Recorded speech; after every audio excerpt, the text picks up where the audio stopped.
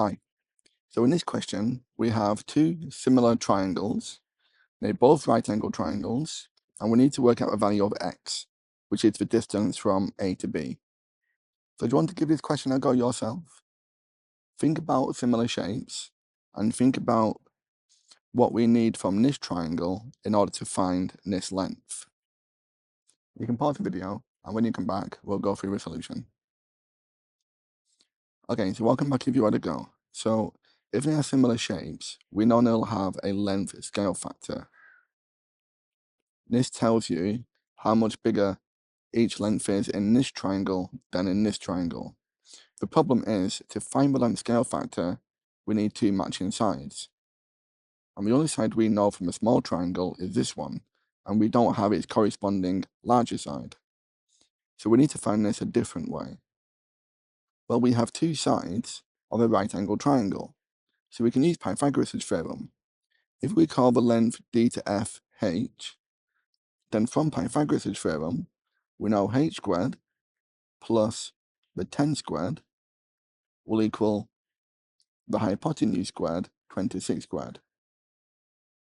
Now we can work out h squared by taking 10 squared away from both sides, because these two will cancel.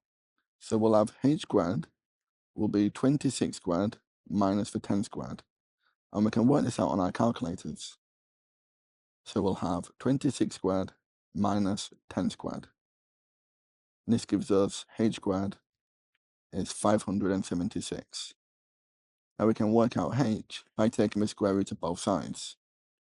When you square root both sides, the square and the square root will cancel. So if we square root this answer, we'll get h is 24 centimeters. So I'll label this on my diagram. If you didn't manage to find x before, do you want to try it again now? Okay, so now we can find the length scale factor, because we have two corresponding sides. This will be the 24, the bigger side, divided by the smaller side, 7.5.